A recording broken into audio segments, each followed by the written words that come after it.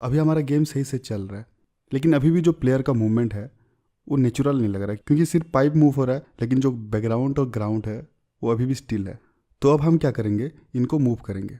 हमें बेसिकली क्या करना है, इसको एक पैरेलैक्स इफेक्ट देना है। इसको मूव करने का फंडा क्या है, हमारा जो बैकग्राउंड है उसका हम एक डुप्लीकेट बना देंगे और उसको उसका एज ए चाइल्ड अटैच कर देंगे और उसका पोजीशन हम एग्जैक्ट राइट पे रखेंगे।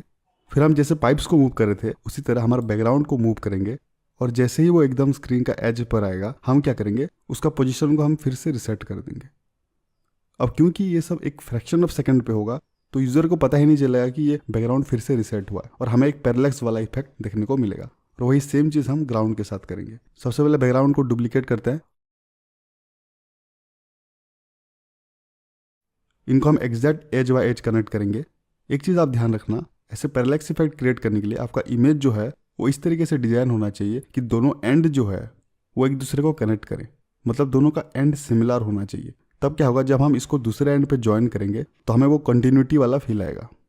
इसका पोजीशन आप मैन्युअली भी सेट कर सकते हो, या फिर एक चीज़ कर सकते हैं, अगर आपको इमेज का साइज पता है, मतलब उसका विड्थ और हाइट कितना है पता है, तो उसका विड्थ को अगर इधर पुट कर दोगे तो ये एग्जैक्टली उसका नेक्स्ट पोजीशन पे सेट हो जाएगा। अगर आपको नहीं पता तो आप इजीली इसको पता कर सकते हो। अगर आपका इमेज जो है वो रेक्टेंगल शेप में है या फिर स्क्वायर शेप में है तो आप क्या कर सकते हो, अगर इसमें हम एक बॉक्स कलर अटैच करेंगे तो आप देख सकते हो इसका जो साइज है आपको दिखा रहा है एक्स और वाई एक्सिस पे। ठीक है, हमें उसका विड्थ पता करना है तो एक्स क्या है इधर आप देख सकते हो वैल्यू, तो इसको हम कॉपी कर लेते हैं।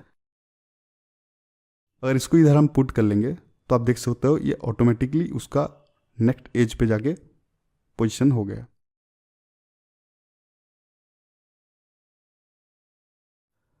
अभी जो बॉक्स कोलाइडर है उसको डिलीट कर देते हैं। जो दूसरा बैकग्राउंड है उसको हम अटैच कर देंगे पहला बैकग्राउंड के अंदर। अब ये इसका चाइल्ड बन चुका है। अब क्या है, जो पेरेंट ऑब्जेक्ट है इसको हम मूव करेंगे। इसके लिए हम एक स्क्रिप्ट क्रिएट करते हैं, इसका नाम दे देते हैं पैरेलैक्स। इसको जो पेरेंट बैकग्राउंड है उसके ऊपर अटैच कर लेते हैं। हम हमारे पाइप्स को जैसे मूव कर रहे थे इसको भी हम वैसे ही मूव करेंगे। तो इसके लिए एक फ्लोट वेरिएबल डिक्लेयर करेंगे, पैरेलैक्स स्पीड।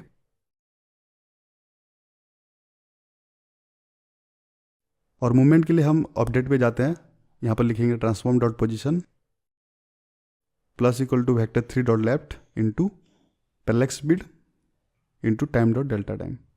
कोड कैसे काम कर रहा है ये तो मैंने आपको एक्सप्लेन किया था, आपको समझ में आ रहा होगा। जैसे हमने पाइप्स को मूव किया था बिल्कुल वैसे ही कर रहे हैं। यहाँ पर एक चीज़ हमें ऐड करना पड़ेगा, जैसे ही हमारा बैकग्राउंड स्क्रीन के एज पर आ जाएगा हम क्या करेंगे, इसका पोजीशन को फिर से रिसेट कर देंगे। तो उसके लिए तो सबसे पहले हमें उसका जो स्टार्टिंग पोजीशन है उसको स्टोर करना पड़ेगा, तभी हम उसको फिर से वही स्टार्ट पोजीशन में रिसेट करेंगे। यहाँ पर एक वेक्टर 3 डिक्लेयर करते हैं स्टार्ट पोजीशन। ये क्या स्टोर करेगा, हमारा जो ऑब्जेक्ट का जो स्टार्टिंग पोजीशन है उसको स्टोर करेगा।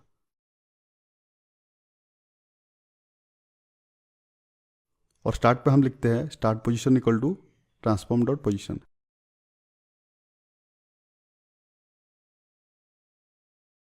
मतलब जैसे ही गेम स्टार्ट होगा हमारा गेम ऑब्जेक्ट का जो स्टार्टिंग पोजीशन है उसको वो स्टोर कर लेगा। अब और एक चीज़ हमें चाहिए एंड पॉइंट।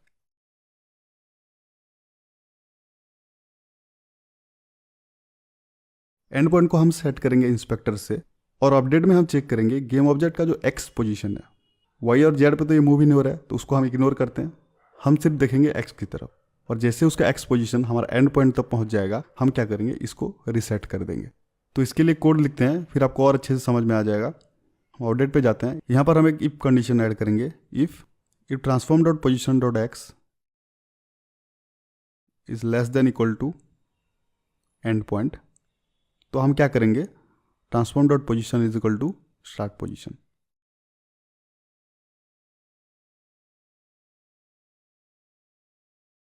यहाँ पर हम क्या कर रहे हैं, गेम ऑब्जेक्ट का जो एक्स पोजीशन है उसको चेक कर रहे हैं। इधर हम लेस देन इक्वल टू क्यों यूज़ कर रहे हैं, क्योंकि वो लेफ्ट की तरफ मूव कर रहा है, इसका मतलब पोजीशन उसका माइनस पे जा रहा होगा। मान लो हमारा एंड पॉइंट है -10, तो अगर वो -10 पे आ गया इसका मतलब इक्वल हो चुका है, तो हम पोजीशन को रिसेट करेंगे।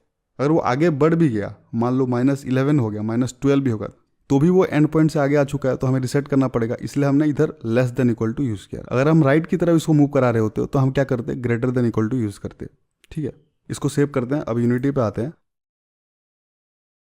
अब बैकग्राउंड के अंदर आते हैं, इसका स्पीड सेट कर देते हैं। आई थिंक 2.5 सही रहेगा।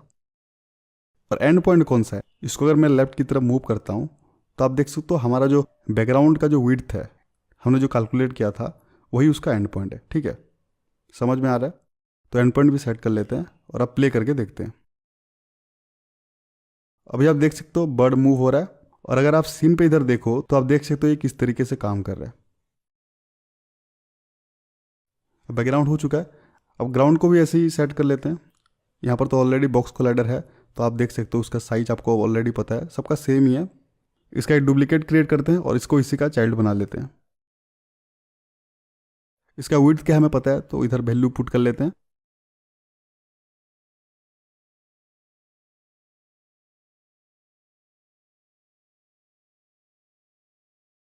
और पेरेंट ग्राउंड के अंदर हम अटैच कर लेते हैं हमारा पैरेलक्स स्पीड।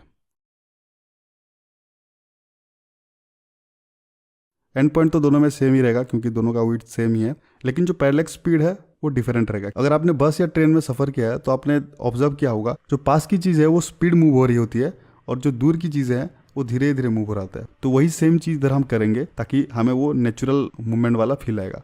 तो इसका पैरेलक्स स्पीड हम बढ़ा लेते हैं, इसको 5 रखते हैं।